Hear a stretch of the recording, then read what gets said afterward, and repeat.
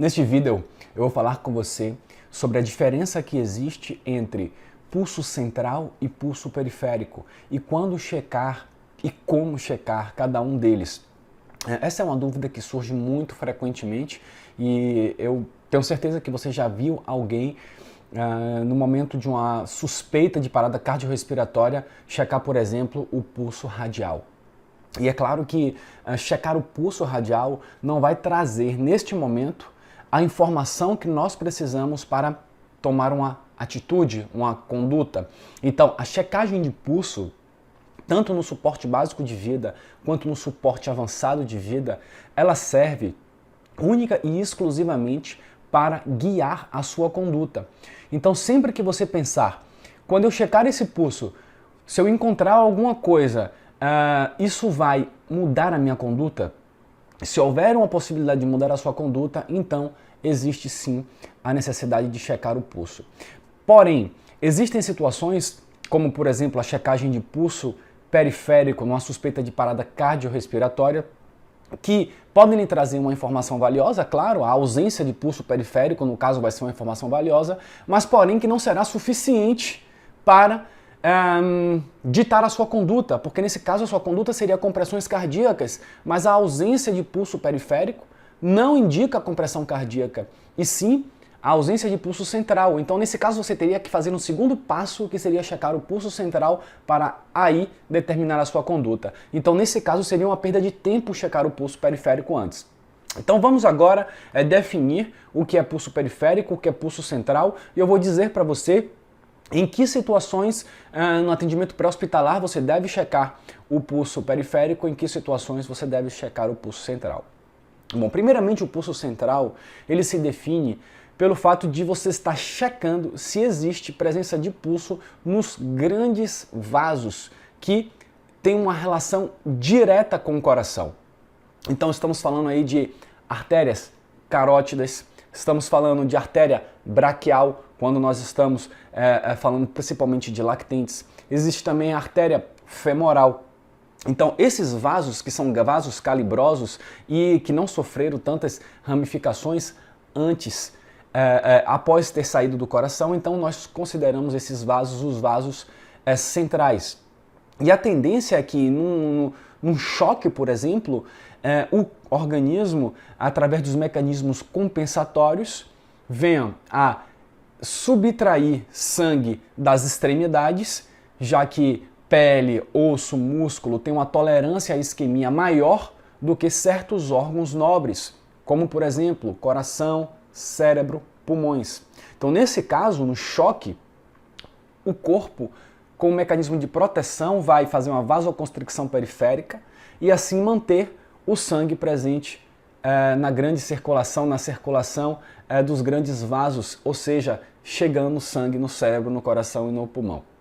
Então, quando existe ausência de pulso central, nesse caso estamos falando de parada cardiorrespiratória. Então, se a sua suspeita é uma parada cardiorrespiratória, ou seja, porque o paciente está inconsciente, a primeira coisa que você tem que pensar quando o paciente está inconsciente é a mais grave. Nesse caso, você vai checar diretamente o pulso central, para você já dar o diagnóstico se trata de uma parada cardíaca ou não. Se se trata de uma parada cardíaca, claro, você vai continuar pedindo ajuda e fazendo a ressuscitação cardiopulmonar. Caso não se trate de uma parada cardíaca, ou seja, o paciente tem pulso presente, claro, você tem que avaliar ao mesmo tempo do pulso a respiração, porque esse paciente pode estar em parada respiratória, mesmo com pulso, e nesse caso aí existe indicação de ventilação de resgate, ou seja, pressão positiva nesse paciente. Mas se o paciente tiver pulso presente e respiração presente, ou seja, pulso central presente e respiração presente, estou falando aqui de pacientes inconscientes, nesse caso eu posso ir checar o pulso periférico. Por quê? Eu quero saber o que está acontecendo com esse paciente. Já que ele está inconsciente, mas tem pulso central e tem respiração, será que está tendo algum tipo de choque nesse paciente? Então, nesse caso, você vai checar o pulso periférico, que geralmente é o pulso radial que é checado, mas também pode ser checado outros pulsos, como o pulso pedioso, por exemplo. Então está aí. Nesse caso, eu afastei a PCR afastei a parada respiratória e vou checar o pulso periférico. É claro que o paciente que está em parada respiratória, você estabelece as ventilações de resgate, você também irá posteriormente checar o pulso periférico para saber se esse paciente está também em choque. Então, nesse caso, nós falamos de pacientes inconscientes. Então, inconscientes, primeira coisa, suspeitar de uma PCR, checar pulso central. Caso você afaste a PCR, você vai checar o pulso periférico para saber se esse paciente está com a possibilidade de choque. E quando nós checamos o pulso periférico numa avaliação primária, ou seja, na primeira avaliação, que é aquela avaliação rápida, que no caso o ABCDE, principalmente quando nós falamos de pacientes que estão aí conscientes, já que agora nós vamos entrar na segunda parte, que são os pacientes conscientes. Nesse caso, o paciente responde, então você vai fazer via aérea, checar a abertura das vias aéreas, checar a pervierdade, vai checar a traqueia, tudo aquilo as jugulares, tudo aquilo da letra A, o paciente de trauma, por exemplo, você vai colocar um colar cervical. Depois você vai checar como está o padrão respiratório desse paciente, auscultar, palpar, percutir, inspecionar, claro, a letra B. E quando você chegar na letra C, existe a checagem de pulso.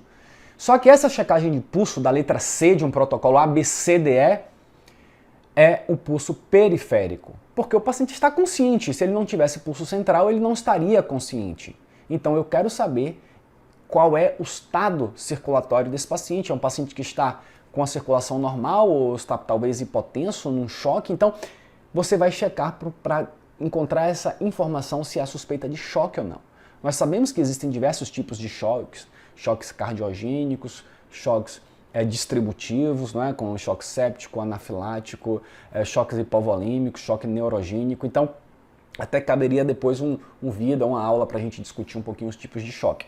Mas, independente do tipo de choque que seja, isso não é a principal a meta dentro da avaliação primária, não é identificar o tipo de choque por enquanto, é sim identificar se existe choque ou não.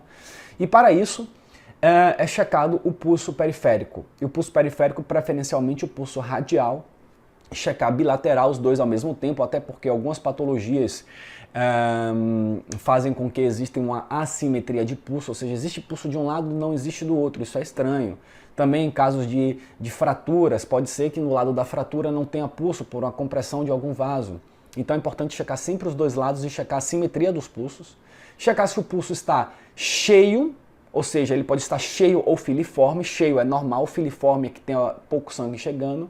E ele pode estar normorrítmico, pode estar acelerado ou pode estar lentificado no ataque cardíaco ou na bradicardia. Bom, no choque, o comum é que ele esteja acelerado, principalmente no choque hipovolêmico, no choque distributivo. A frequência cardíaca vai estar alterada. Então, o que lhe interessa na avaliação primária é a qualidade, não é a quantidade. Você não vai ficar contando enquanto está. Você vai dizer, olha, está taquicárdico, está acelerado, filiforme. Na avaliação primária. Claro que na avaliação secundária, depois você vai ter que quantificar, contar direitinho tudo isso, ok?